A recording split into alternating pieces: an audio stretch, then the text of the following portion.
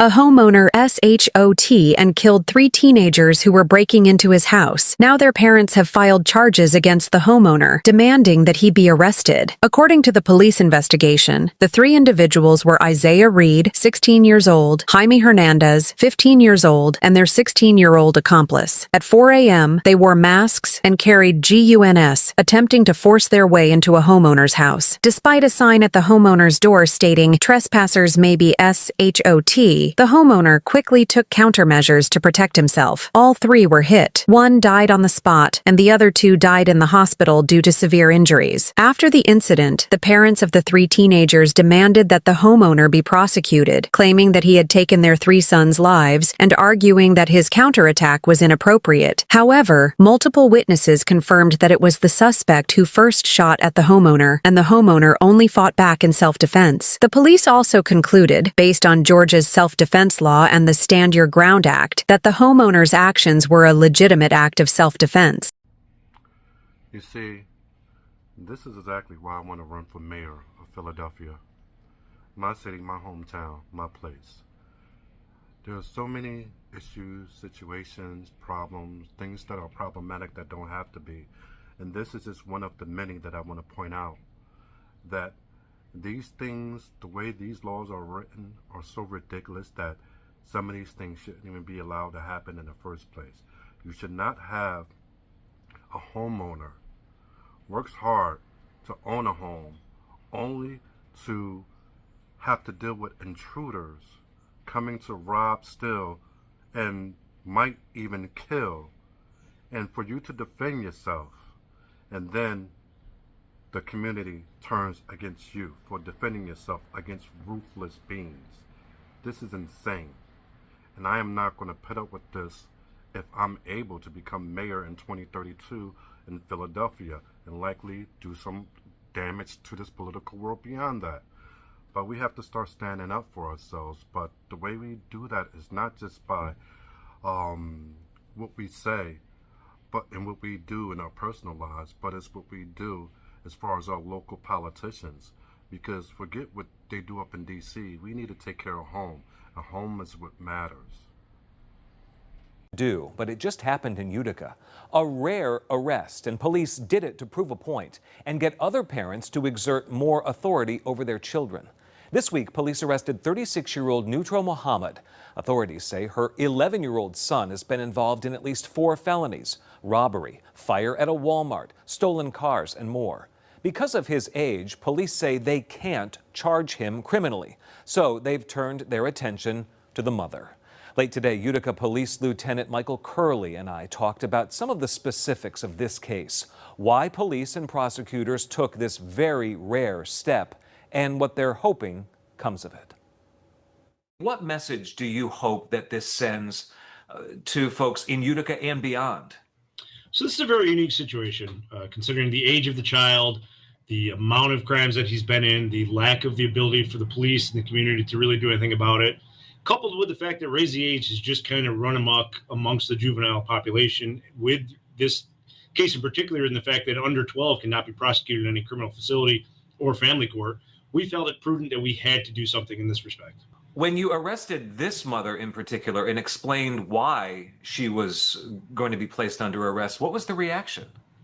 I mean, certainly she was unhappy, as dictated by our press release, and certainly I think everyone can understand that by the charge in of itself, this is not the first contact we've had with this mother. It wasn't that a simple juvenile stole a pack of gum from a local convenience store and we're charging a mother for uncare of a juvenile.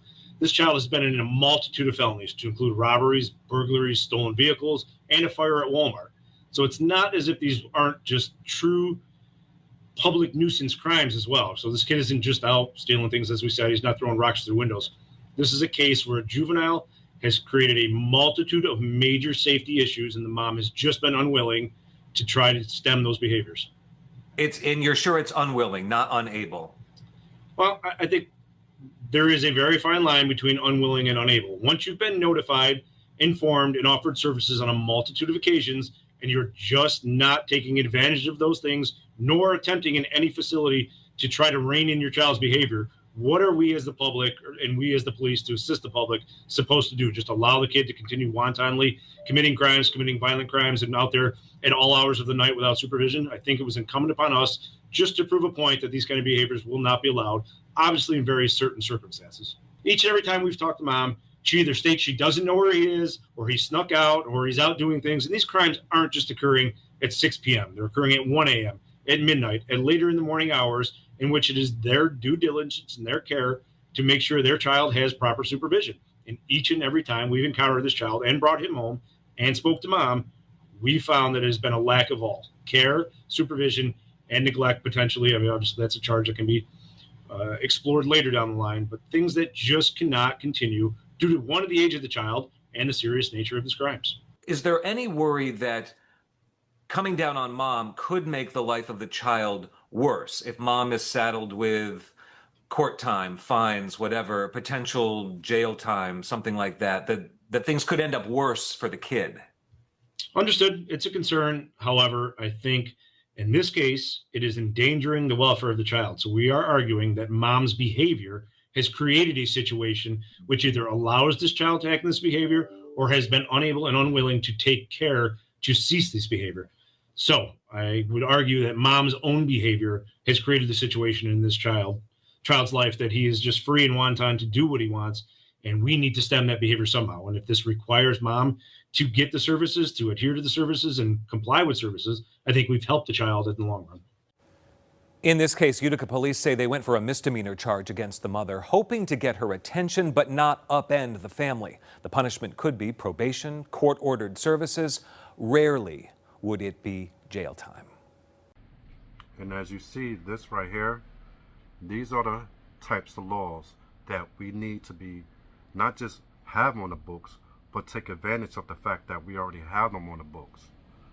If you as a parent are given opportunities and resources to steer your child clear of the damage to the community that they're currently doing, and you don't take advantage of it, then whatever happens after that with that child gets charged to you. And this is how we're going to be able to promote healthier homes, parents that are more engaged with their children. And you say, oh, single mothers, single dads, whatever. The whole thing is to stop the singlehood, period. Because it wasn't made to be like this from the beginning. We need to do what we can to bring back the way things ought to be rather than how things are today. Because it doesn't work. And it's not going to work. It has never worked. And it will never work. So, therefore I say that be more outspoken to your local leaders in wanting to take advantage of this particular law that is already on the books in most states. And if it's not in your state, talk to your political advisors, talk to, what is the word that I'm looking for? Your district leaders, and let them know that you like to see this taking place. You like to see these laws even instituted or taken advantage of in order that y'all can build a safer community, because it's needed and it's necessary.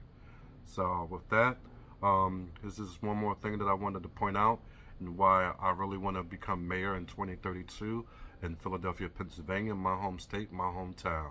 Once again, this is SDL in Ghana. I'm out.